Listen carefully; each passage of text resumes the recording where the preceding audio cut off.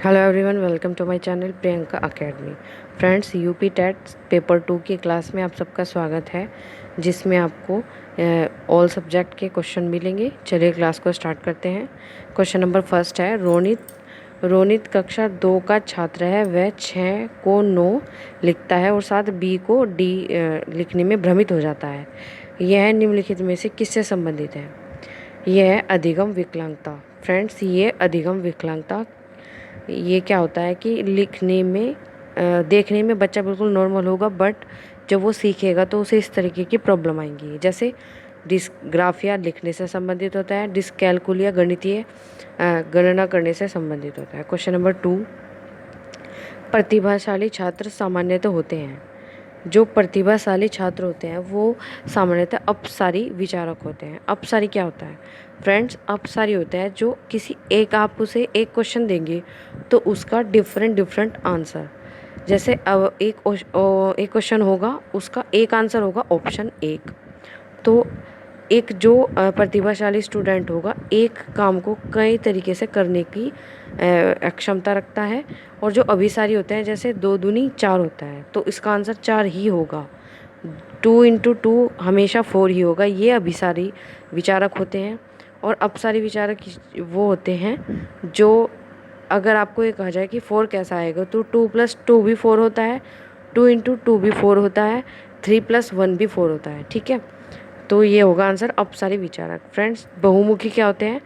जो बहिर्मुखी वो स्टूडेंट या वो व्यक्ति होते हैं जो अपनी बातों को बिल्कुल सही तरीके से दूसरों के सामने प्रेजेंट करते हैं और वो सामान्यतः अधिक बोलते हैं। क्वेश्चन नंबर 3, कौन सा कथन अधिगम संदर्भ में गलत है? यह उद्देश्यपूर्ण या लक्ष्य निर्देशित है, बिल्कुल सही है। यह कुछ हद तक स्थायित्व के साथ व्यवहारगत परिवर्तन लाता है, बिल्कुल सही है। यह समायोजन अनुकूलन के लिए एक व्यक्ति को तैयार करता है, बिल्कुल सही।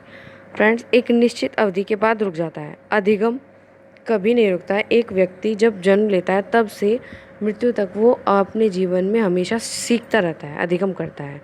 तो अधिगम के बारे में ये वाला पॉइंट गलत है। क्वेश्चन नंबर 4, ये है, विकल्प को चयन करना है। सांप को दूध पिलाना। सांप को दूध पिलाने का अर्थ है शत्रु पर दया करना, शत्रु पर दया करना। आगे पुल्लिंग शब्द बताना है। फ्रेंड्स, पुल्लिंग और स्त्रीलिंग के लिए मैंने आपको पहले भी बताया था, आप वाक्य में प्रयोग करके देखिए। सूर्य निकलता है, सूर्य निकलता है। चंद्रमा निकलता है। शनि, आज शनिवार है और शनि सबसे बड़ा ग्रह है। शनि ग्रह ग्रे कलर का है। पृथ्वी चक्कर लगाती है, तो यानी कि इसका आंसर क्या होगा? 4th, पृथ्वी। पुल्लिंग नहीं है, पृथ्वी स्त्रीलिंग है। क्वेश्चन नंबर 6, निम्न में से हेतु मद भूतकाल का उदाहरण है। हेतु मद भूतकाल का उदाहरण क्या है? तुम आते तो मेरा काम बन जाता। कौन सा होगा? तुम आते तो मेरा काम बन जाता। ये एक तरीके से पहला वाक्य दूसरे वाक्य पर डिपेंड हो जाता। तुम आते, तुम आए नहीं, लेकिन तुम आते तो मेरा काम बन जाता। तो ये क्या है? हेतु मद भूतकाल। क्वेश्चन नंबर 7, इंग्लिश का आएगा portion. The word rights in the given sentence is. Radhika rights with her left hand. Friends, इसको जानने से पहले देखेंगे, राधिका क्या है? इसमें सब्जेक्ट है। राइट क्या है? इसमें वर्ब है। विद क्या है? इसमें प्रीपोजिशन है। हर क्या है? इसमें प्रोनाउन है। और लेफ्ट हैंड क्या है? इसमें ऑब्जेक्ट है। तो इन्होंने पूछा राइट्स, राइट्स का आंसर होगा राइट्स, इसमें वर्ब है। क्या है? वर्ब। क्वेश्चन नंबर 8 करेंगे अब। Question number 8, fill in the blanks. My grandmother went dash to temple every Friday last summer. तो इसमें क्या आएगा फ्रेंड्स? इन का मतलब होता है मे, अबोव का ऊपर, और विद का होता है साथ। तो इसमें आएगा टू। माई ग्रैंड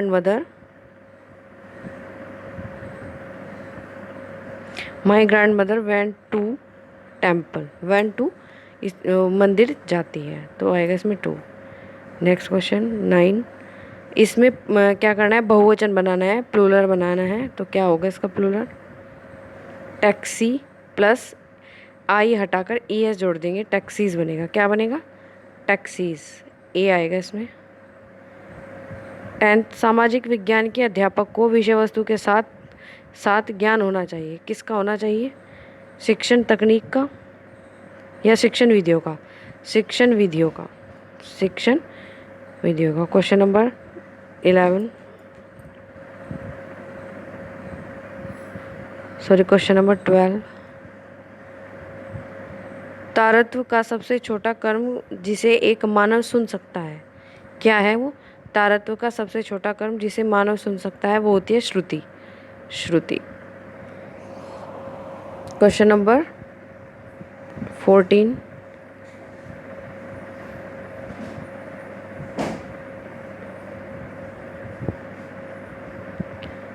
है।